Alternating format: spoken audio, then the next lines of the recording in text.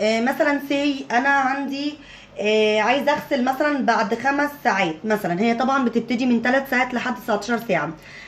هدوس كده اهو اهي.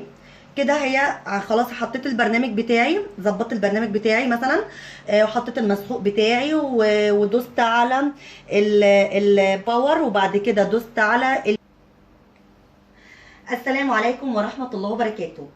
معاكم قناه عالم حوا مع ايمي عمرو. النهارده ريفيو جديد، ريفيو مهم، ريفيو مختلف من نوعه. النهارده ريفيو عن غساله ال جي. الغساله ال جي هنتكلم عن مميزاتها، هنتكلم عن مواصفاتها، هنتكلم عن كل حاجه فيها من الالف للياء. انا لحد دلوقتي ما شفتلهاش عيوب، لان انا لسه جايباها ما بقاليش كملت اسبوع. طبعا وقبل ما اطلع اقول الريفيو ده، انا جربتها في غسله واثنين وثلاثه لحد 6 غسلات لحد الان. انا جربتها فيها، عشان كده حبيت اديها حقها. هي الغساله دي عموما ال جي سعه 8 كيلو، اسمها فيفاتشي. الموديل بتاعها F4R5TYG2T. ده الموديل بتاعها واسمها فيفاتشي. طبعا اسمها والموديل بتاعها هكتبه في العنوان من بره ان شاء الله باذن الله. زي ما قلت لكم الغساله دي سعه 8 كيلو، بتعمل 1400 لفه في الدقيقه. عندها محرك الدفع المباشر، وكمان محرك الدفع اسمه انفرتر دايركت درايف موتور. يعني ايه انفرتر دايركت درايف موتور؟ الموتور بتاعها اسمه كده واسمه موتور انفرتر. معنى موتور انفرتر ان هي مهما تعصر او مهما تشغليها مش هتسمعي لها صوت، بسبب صوت الموتور بتاعها ان هو انفرتر. موتور الانفرتر ده من مميزاته واهم ميزه ان هي ما بتعملش صوت، ما بتحسش بيها نهائي، ولا بتحسي صوت بيها ولا اي حاجه. بتغسل وبتعصر وبتخلص في هدوء تام. تمام. كمان هي فيها ميزه التشخيص الذكي. ميزه التشخيص الذكي ده هنتكلم بالتفصيل فيها بعد ما اعرفكم كل حاجه عنها. هي فيها واي فاي، انترنت واي فاي، وهي موديل السنه دي موديل 2020 او 2020.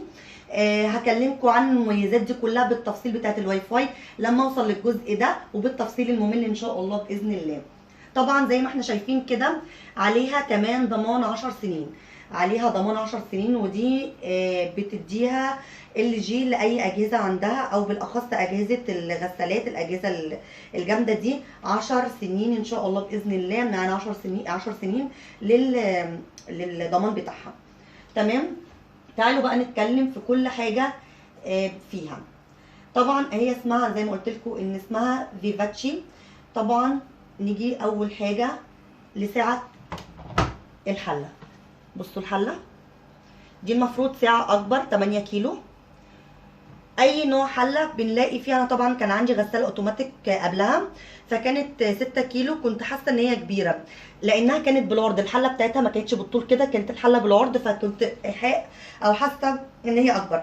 لكن بعد ما جبت اللي جي حسيت باختلاف تام. طبعا الحله بالطول بتاخد كميه غسيل اكتر، بتاخد مساحه اكبر، بكل حاجه بتبقى فيها مرتاحه واخده وقتها واخده وضعها في الغسيل خالص. ما فيش اي حاجه يعني مضايقاني في الحته دي.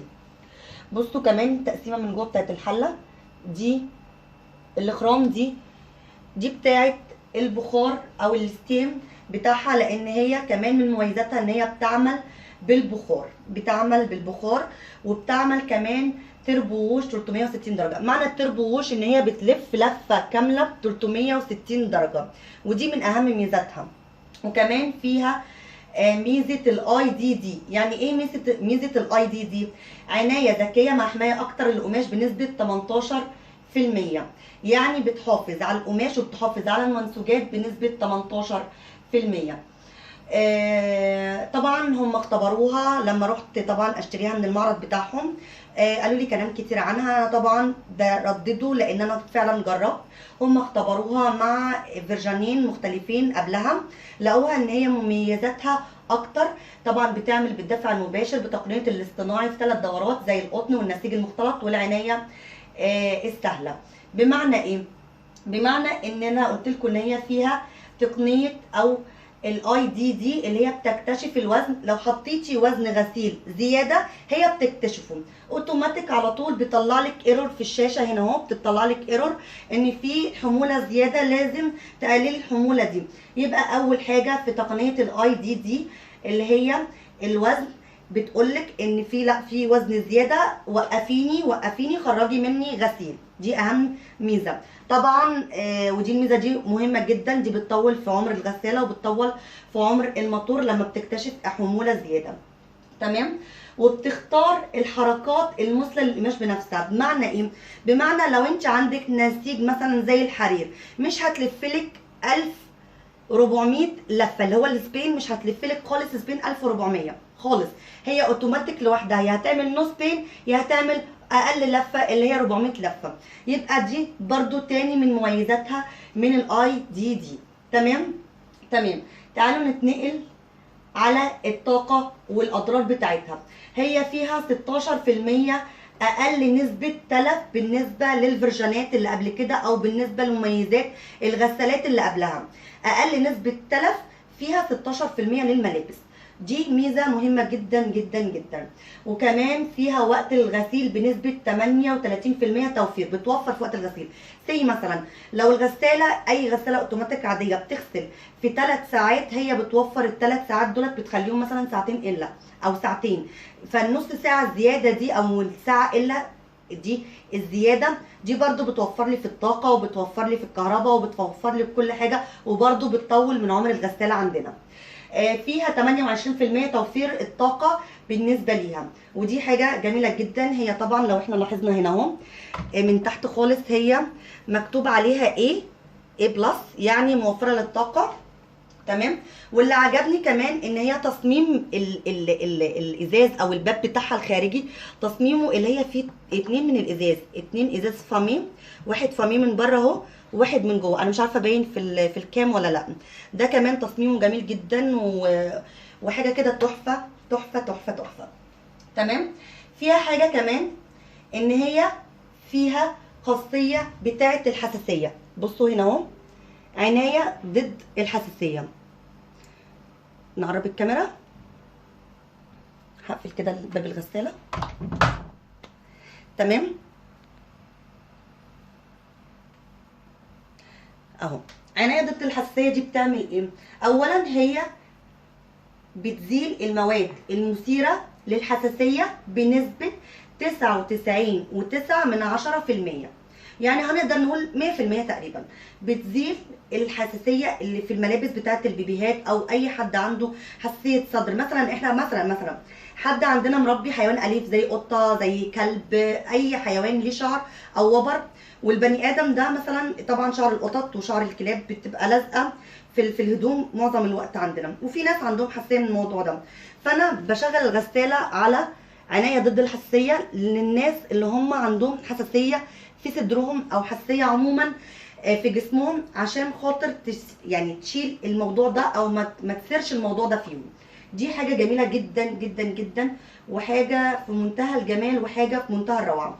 وفيها كمان عنايه بملابس الاطفال بالبخار بالستيم، زي ما انتم شايفين بيبي ستيم كير، عنايه بملابس الاطفال بالبخار. ودي اهم ميزه، بتطلع ملابس الاطفال جميله ورقيقه ونظيفه مهما كانت حجم الاتساخ في الهدوم دي. تمام. طبعا زي ما اتكلمنا عن الحوض بتاعها من جوه، قلنا الساعه بتاعتها كبيره زي ما انتم شايفين 8 كيلو، وفي كمان طبعا اكبر من كده، بس انا جبت على قد الاستخدام اليومي لان احنا 4 انفار، لا 5 انفار سوري، فيعني طبعا 8 كيلو كويسه جدا بالنسبه لنا. تعالوا نتكلم على البادي بتاع الغساله. البادي الغساله متانه، هو مصنوع من الفولاذ ضد الصدأ، ودي اهم ميزه انا حبيتها لان هي عندي في المطبخ جنب الحوض بالظبط، لان الصرف بتاعها جنب الحوض. ودي كانت اهم ميزه انا كنت بدور فيها للغساله، لان انا غسالتي القديمه اتاثرت شويه بالصدأ، او ما كانش فيها صدأ كتير، على قد ما اقدر كنت بحافظ عليها، بس كان فيها نسبه صدأ بسيطه. ولما جيت استعنت ان انا اشتري غساله، فقعدت ادور على اول حاجه واهم حاجه نسبه الصدأ فيها تبقى قليله، وطبعا وفرته لي ال جي فيها، وفرت لي الصدأ اللي فيها دي فولاذ ضد الصدأ، ما فيهاش يعني ما بتتاثرش بالميه نهائي. تمام. ودي كانت حاجه جميله جدا وحاجه عجبتني جدا. نتكلم على تقنيه الجهاز الذكي اللي فيها. هي طبعا ليها جهاز خاص بيها بيشتغل عن بعد. طبعا الجهاز ده مش متوفر هنا في مصر، تقريبا في دبي. جهاز بيشتغل عن بعد، بتبقي متابعه معاها دورات الغسيل وكده، ودي اهم حاجه. طبعا في الغساله بيستخدموها في دبي او بيستخدموها في الاماكن المتقدمه. طبعا هي مش موجوده عندنا، بس هي بتشتغل واي فاي في الموبايل، وهوري لكم ازاي انا بشتغل عليها واي فاي واتدربت عليها ازاي. وكمان بينزل لها داونلود من عندي من على الموبايل. طبعا انا هصور لكم كل ده وهحطه لكم في الفيديو في الاخر خالص، لان واي فاي ده عايز له حلقه تانية، بس هحاول ادمج الحلقه دي.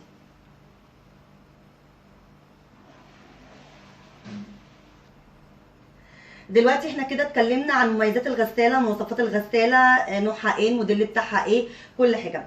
نبتدي دلوقتي، هدخل لكم على طول في الجزء المهم والاهم، ازاي نشغلها وازاي بتشتغل. اول حاجه هبتدي بيها الدرج.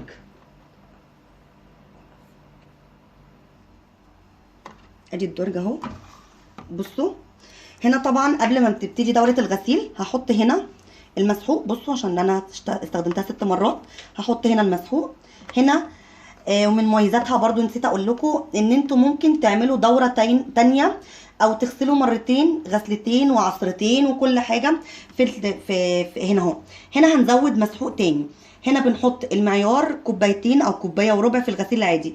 لو انت عايزه الغسيل بتاعك يشتغل دورتين هتحطي ربع كوبايه هنا او كوبايه تاني هنا اهو، يبقى كده هتشتغل لك دورتين. زي كده زمان امهاتنا زمان كانوا بيعملوا دورتين للغساله او دورتين للغسيل. كانت مثلا مامتي عموما يعني كانت بتحط الغسيل الابيض فم، وبعد كده بتفضي الغساله وتحط تاني ايام الغسالات العاديه. هي دي نفس فكرتها. وهنا بتحطي الدوني او الكلور.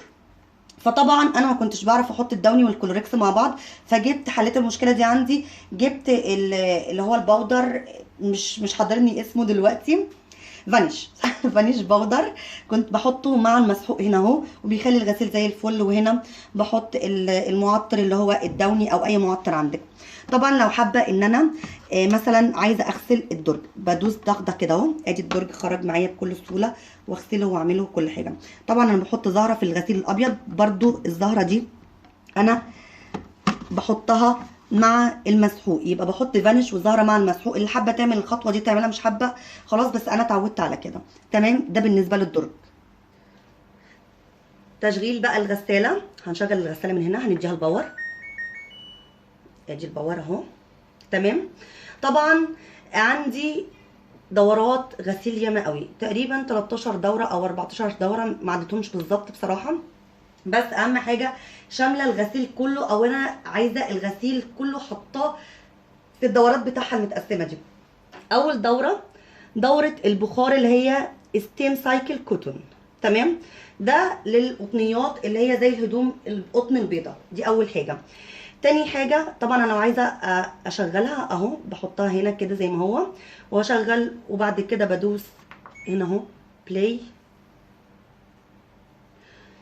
بتظهر لي على الشاشه زي ما انتم شايفين القفل، زي ما سمعتوا تكه القفل بتاعت الباب، وبتشتغل وتمام، وبتديني الدنيا. بصوا هنا، بص لفه الحله. طبعا انا مثلا نسيت حاجه، هوقف، هحط الحاجه بتاعتي بمنتهى السهوله وارجع اقفل تاني. تمام. تمام. في الدوره الثانيه اللي هي كوتون بلس. القطن البلس او القطن لارج، هو الفني لما جه قال لي مثلا ملايات، مفارش كبيره، قطن مش عارف ايه. تمام، كلام جميل، بس اتضح لي كمان مش بتختص الحته دي بالظبط. هي ممكن انا بستخدمه لما بيكون عندي الهدوم البيضاء شديده الاتساخ، بحطها على الوضع ده. والوضع ده البرنامج ده مدته 3 ساعات وزياده، يعني 3 ساعات لانها شديده الاتساخ. فمش بس بتقتصر، او من تجربتي الشخصيه، ما بتقتصرش بس على ملايات او على مفارش قطن او ملايات قطن او اي حاجه لارج كبيره عن الهدوم الداخليه البيضاء او عن الهدوم البيضاء. لا، لو في عندك حاجه شديده الاتساخ. تمام. تاني حاجه ميكسد فابريك او اقمشه مختلطه، اللي هي الالوان بتاع احمر اصفر اخضر، اهم حاجه حاجات ما بتبهتش الالوان دي برضو بتبقى هنا اهو. تاني حاجه اللي هي ايزي كير، اللي هي عنايه سهله. عنايه سهله يعني الحاجات الحساسه زي الهدوم الداخليه مثلا الحريمي، مثلا زي الشرابات، اي حاجه عندك حساسه هتجيبيها في ايزي كير او عنايه سهله.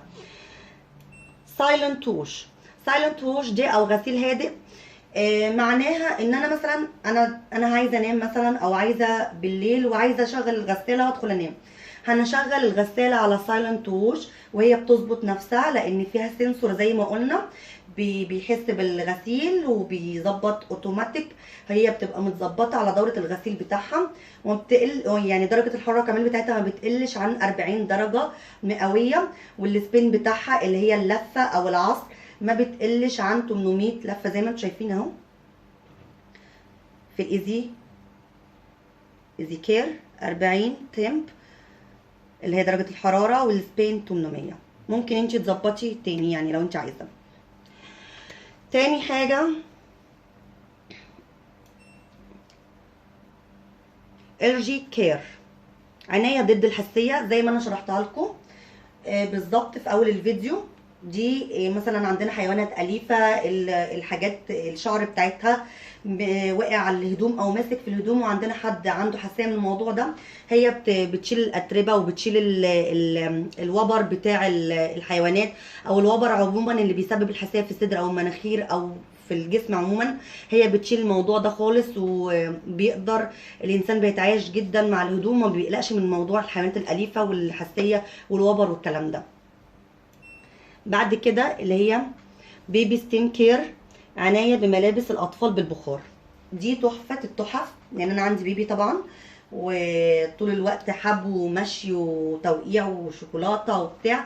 انا حطيت، انا مصدقتش الدنيا، يعني مصدقتش الهدوم لما خرجت. انا هوريكم في مره بعد ما غسلت بيها، فظيع، لا مش فظيعه، ده فوق الفظيعه كمان.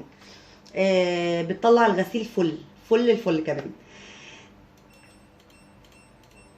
نيجي الناحيه التانيه،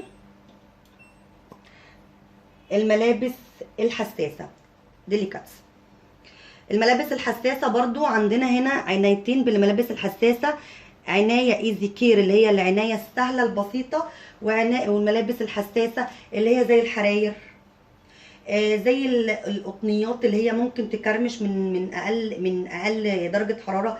فحتى بصوا هنا درجه الحراره 20 درجه سليزيوس اهي، وفيها ميه بارده لو احنا عايزين، في كولد اهي، هي مش باينه شويه تمام. والسبين بتاعها ب 800، وممكن تلغي السبين بتاعها نو لو انتي عندك حراير او حاجه زي كده او اقمشه ممكن تتاثر بدرجه الحراره، وممكن تتاثر بالغسيل.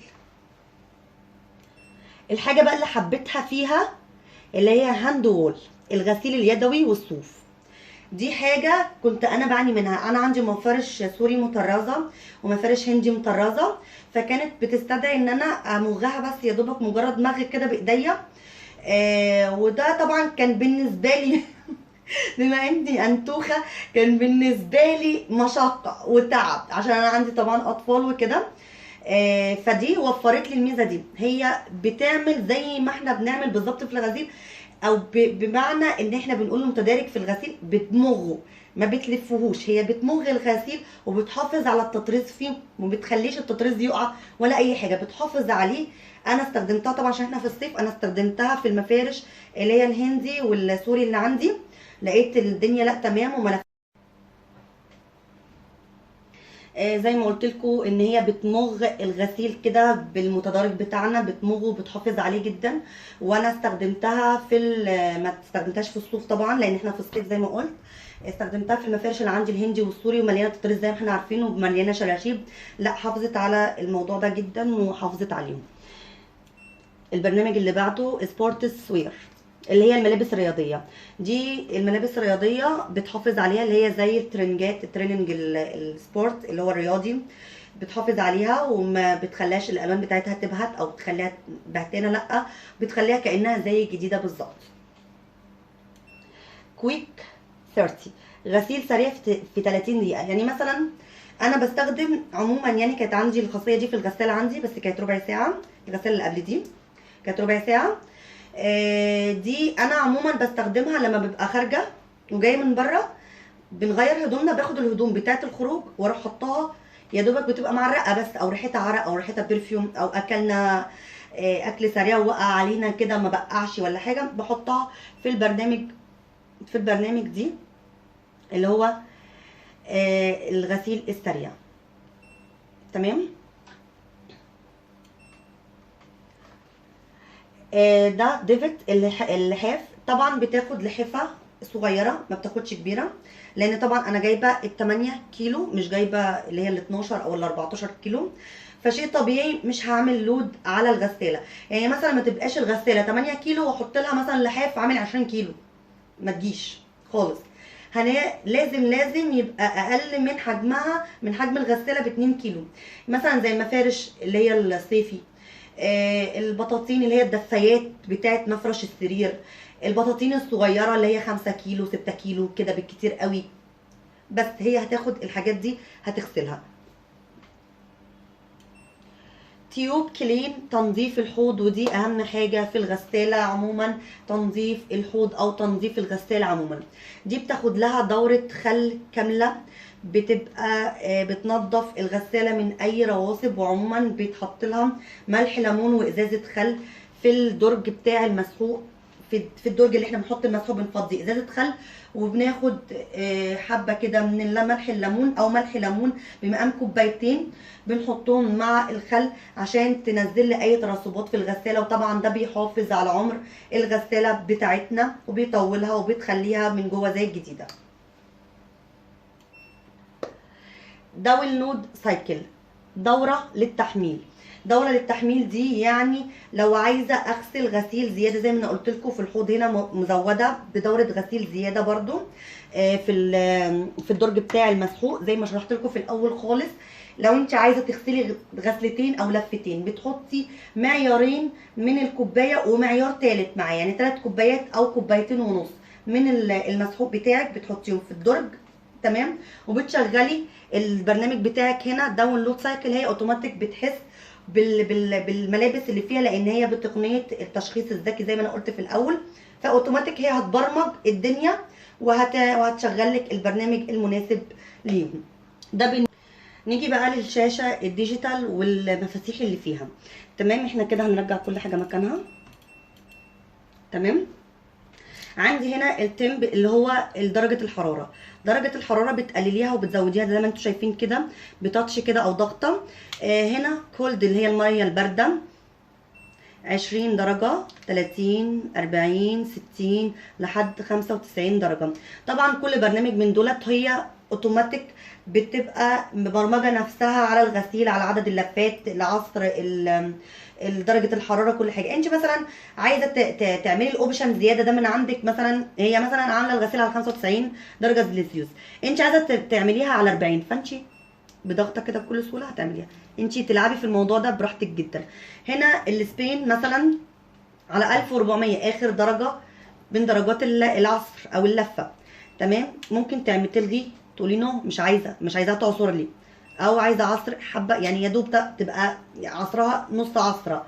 بتبتدي بقى 800 اللي هي التنشيف اللي مش قوي، 1000 يعني هتتهوى، 1200 اللي هي زي ما بنقولوا نص لفه او نص عصره، 1400 دي يا دوبك يعني ممكن تطلعها من الغساله تكويها.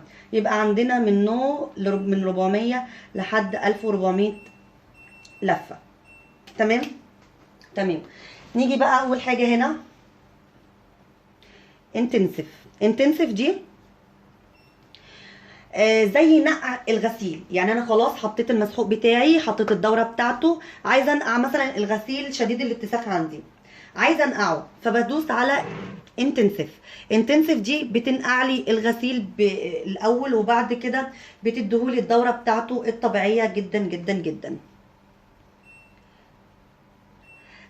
رينس دي عصر زياده وشطف زياده، بمعنى ممكن مثلا انا غاسله حاجه بره او حاجه سريعه كده غسلاها، تمام. بروح بدخلها الغساله وعلى على سوري البرنامج 30، وبعمل رينس.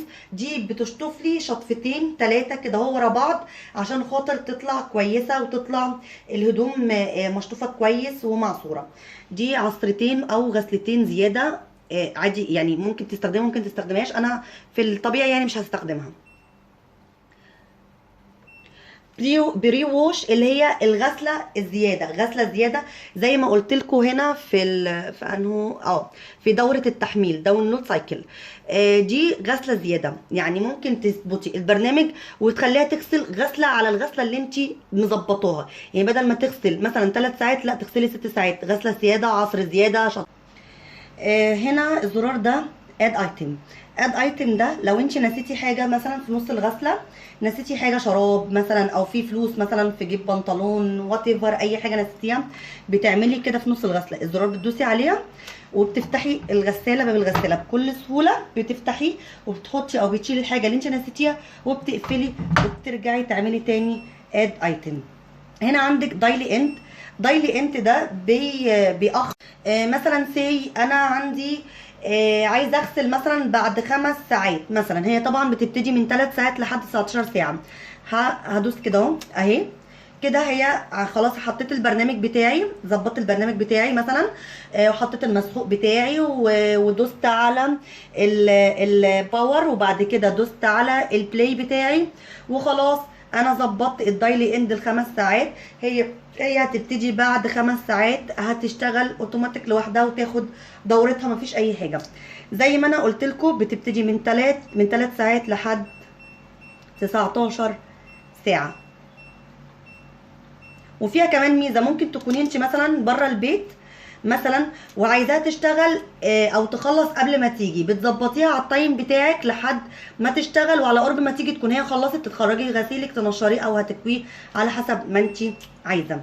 نيجي بقى لخاصيه الواي فاي. بصوا هي الواي فاي اهو، المفروض احنا بنظبط الواي فاي من الدايلي اند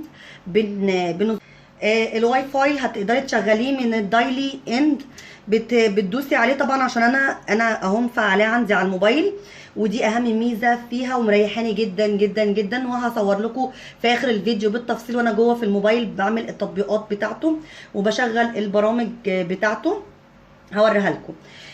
بتدوسي طريقه التشغيل بتاعته، طبعا انت بتنزلي الاب بتاعه، هحط لكم برده صوره الاب بتاعه الغساله، وبتدوسي هنا وبتمشي على الخطوات، وبعد كده بتدوسي هنا دوسه على دايلي انت، دوسه مطوله شويه هتظهر لك علامه الواي فاي زي ما انتم شايفين كده اهو، هتفضل تطفي وتنور وتطفي وتنور لحد ما تحصل كونكت مع الغساله والتليفون بتاعك، ودي هتسهل لك امور كتير قوي. فيها بقى ميزتين كتار وجمال وحلوين وفرحانه بيهم قوي قوي قوي قوي. ميزه القفل دي قفل اطفال، طبعا عايزه تقفليه طبعا عشان انا عندي اطفال عايزه تقفلي ميزه القفل ده، هتدوسي ضغطتين كده اهو، هتدوسي اد ايتم مع دايلي اند اهو، بصوا قفل كده الغساله عندي مهما لعبوا او مهما، بصوا شايفين ما بيغيرش. تمام. عايزه اشيل القفل بتاع الغساله اتشال. هنا عندي مثلا عايزه بيب اون اوف، البيب اون اللي هو صوت الغساله او الصفاره بتاعت الغساله، لان هي اول ما بتبتدي بتعمل صفاره ولما بتنتهي بتعمل ميوزك كده اهو، جميله جدا مش مزعجه ولا حاجه بالنسبه لي. مثلا انت مش عايزه نايمه بالليل ومش عايزه الخاصيه دي تشتغل اللي هي البيب اون او الميوزك، بتدوسي على البري ووش والرينز. ثواني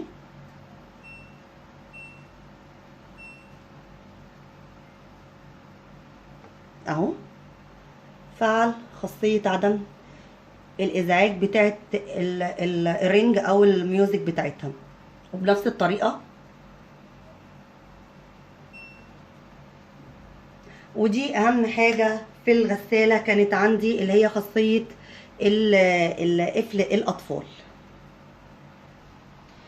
وبكده احنا خلاص خلصنا مميزات الغسالة، طريقة تشغيلها، البرامج بتاعتها، خلصنا تقريبا كل حاجة فيها عن تجربتي الشخصية وعن تجربتي انا وعن استخدامي انا.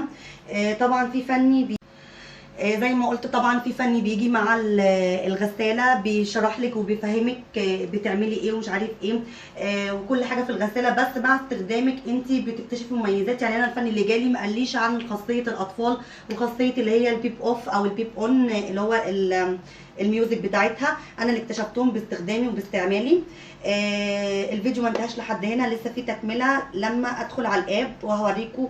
عندي من على الموبايل وهي بتشتغل من على بعد، وانا مشغلها، ممكن اكون في اخر اوضه واشغلها عندي هنا.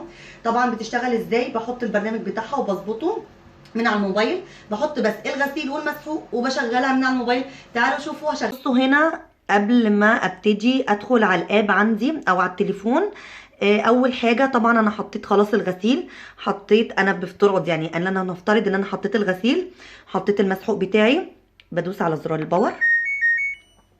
تمام، دي اول خطوه. تاني خطوه بدوس على زرار اد ايتم، هعمله بريست مطول كده شويه زي ما انتم شايفين. بصوا على الشاشه ظهرت لي ايه وسامعين التكه كده. خلاص كده بقى انا اقدر اتحكم من الغساله في الغساله من الموبايل زي ما انتم شايفين كده اهو. تمام، تعالوا بقى شوفوا انا هشغلها ازاي. انا هنا على الموبايل بتاعي هوريكم ازاي ان انا بتحكم فيها من على بعد من الاوضه التانية. بقدر اشغلها واقدر اطفيها من وانا في مكاني بالموبايل. طبعا بيبقى الفني موجود، بيقولك نزلي الاب بتاعها ده اللي هو LG سينكيو. تمام، فبتنزليها من الستور عادي جدا، بينزل وبتمشي على الخطوات اللي هو هيقولك عليها الفني، وبيعمل لك كونكتنج بالغسالة. وبعد كده هتفهمي معايا هنا هنعمل ايه. انا هفتح دلوقتي اهو الاب. طبعا قبل ما بفتح الاب الواي فاي عندي شغال زي ما انتم شايفين فوق كده، هي بتشتغل بالبلوتوث لان انا ببقى في اوضه وهي في اوضه، فشيء طبيعي هتفتح البلوتوث، هتبقى شغاله بالبلوتوث. بروح عند الغساله، بحط الغسيل بتاعي، بحط المسحوق بتاعي والمعطر بتاعي، خلاص كده. وباجي على ايتمز، بدوس عليها ضغطه بريس كده طويل شويه، ضغطه مطوله شويه كده. هي خلاص كده تمام، اوريدي عندي ستاند باي خلاص عشان تشتغل. هنا هنبتدي في اول حاجه دخلنا فيها، هي ستاند باي على التشغيل خلاص. اول حاجه عندي في السايكل ستينج سايكل اللي هو البرامج الكوتون والايزي كير والكوتون بلس والى اخره. كل البرامج دي عندي على في الغساله، برامج الغساله اللي انا شرحتها الصبح. ونختار اي برنامج فيهم، زي مثلا برنامج كويك 30 مثلا. خلاص هو جاب لي البرنامج اهو، ووش 30. الوش بتاعها نورمال على 20 درجة، والسبين 800. عايزة تغيري في السبين، عايزه اخليه مش عايزاها خالص تعصر، ولا عايزاه مثلا عايزاه على 400 800، عايزاه على اقصى درجه في العصر الماكس اللي هي اخر واحده. بغير الاوبشن من هنا. تمام، الرينز اللي هي الشطف، عايزه الشطف العادي ولا عايزه شطفه زياده، رينز بلس دي شطفه زياده. وبري ووش اللي هي طبعا هي ما فيهاش برنامج او ما فيهاش الاوبشن او الاختيار بري ووش، لان البرنامج اللي انا ظبط عليه هو 30 كويك 30 اللي هو برنامج 30 دقيقه بالظبط، يغسلي في 30 دقيقه، فشيء طبيعي مش هيبقى فيها غسله زياده، فعشان كده اوتوماتيك هو عامل اوف. الدايلي اند، الدايلي اند ده قلنا الدايلي اند ده قلنا قبل كده وشرحنا برضو في اول الفيديو ان انا مثلا عايزه اخر الغسله دي 3 ساعات 5 ساعات 4 ساعات، من عندك من 3 ساعات لماكسيمم 19 ساعه. مثلا انا خارجه بره البيت وعايزاها تشتغل في وقت معين، بحيث ان انا اجي الاقي غسيلي خلاص على التنشير او على الكوي، فبعمل الدايلي اند ده وبختار البرنامج بتاعه واخليها تشتغل قبل كده. خلصت شرحي خلاص، انا عملت ايه وظبطت ايه وخلاص كده. كده بعد ما ظبطت الدنيا وظبطت برنامجي من على الموبايل وكل حاجة، هاجي على كلمة ستارت ووش، هدوس عليها، هتشتغل الغسالة وهتاخد الدورة الطبيعية جدا في الغسيل. وقبل ما بتفصل بتديني رسالة هنا ان الغسالة قربت تفصل، وبعد ما بتفصل بتديني برضو رسالة ان خلاص ان الغسالة تمام، خلصت الغسيل بتاعها وخلصت كل حاجة، وبالتالي بتطفي لوحدها. في كمان حاجة تانية عجباني فيها، هي بص بصراحة كلها مميزات وكلها عجباني وكلها فيها حاجات مهمة جدا، يعني انا حباها في الغسالة دي، كلها حاجات مهمة. حتى تلاقوني في الفيديو بقول دي اهم حاجة دي اهم حاجة، هي كلها حاجات مهمة وبجد بجد لازم نراعيها في الغسيل. اللي جي ما سابتش حاجة ما عملتهاش. جنب كلمة ستاندرد في داونلود، تعالوا ندوس على الداونلود ونشوف فيه ايه. الداونلود ده في حاجات برامج مش موجوده في الغساله، بيبقى ابديت جديد للابلكيشن للاب اللي انا منزلاه ده، بينزل كل فتره حاجه برنامج جديد. فبدل ما بيعدلوا او اشتري غساله جديده اعدل فيها ولا حاجه، هما بينزلوا لي البرامج الجديده والابديت الجديد على الموبايل هنا عندي، فبقدر اعمل له داونلود، فبتضاف البرامج دي عندي للبرامج الاساسيه. يعني مثلا هنا انا لسه منزلين رينز اند سبينز، اللي هو الشطف والعصر، حاجه زياده عليها شطف وعصر. فانا ممكن بكل سهوله اضغط عليها، هتعملي داونلود، هتنزل لي مع البرامج واقدر اشتغل البرامج عادي. في عندي هنا هوم اند فاميلي، الحاجات المرتبطه بالمنزل والعائله، زي مثلا ايه، هدوم الاطفال، النقع، هدوم برضو الاطفال. عندي مثلا الغسله سريعه، غسلات سريعه، حاجات اقل من 30 ثانيه. كل ده زي ما انتم شايفين كده اقدر احمله على طول، ويبقى برامج عندي اوبشنات زياده. في عندي حاجات خاصه بالسبورت، بهدوم السبورت. في عندي اهو لهدوم الجيم، جيم كلوسز، حاجات برنامج معين. وللسويتشيرتات، وسويمنج وير اللي هو ملابس السباحه، برضو اقدر ان انا اعمل داونلود ليهم، يبقوا اوبشن زياده في الغساله عندي اتحكم فيه من هنا. هنا الفابريك كير، زي البلانكت اللي هي البطانيه، وكولد ووش اللي هي الغسيل على البارد، وجنس، واللانجري. كل ده اقدر اعمل له داونلود من عندي هنا من على الموبايل، وينزل لي برنامج عادي جدا على الموبايل واقدر استخدمه. ودي حاجه برضو في منتهى الجمال ولفته منهم جميله. وكل فتره لما ينزل ابديت جديد ببقى يعني متابعه، وببقى بعمل الابديت بتاعه، واقدر انزل كل حاجه عندي، وتبقى برامج سهله بالنسبه لي.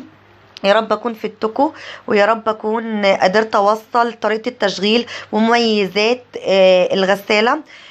بصراحه غساله جميله جدا ومريحه. هي عموما غسالات الاوتوماتيك كلها مريحه، زائد لما تكون غساله فيها كل الاوبشنات او معظم الاوبشنات اللي هتريحني، دي بتبقى غساله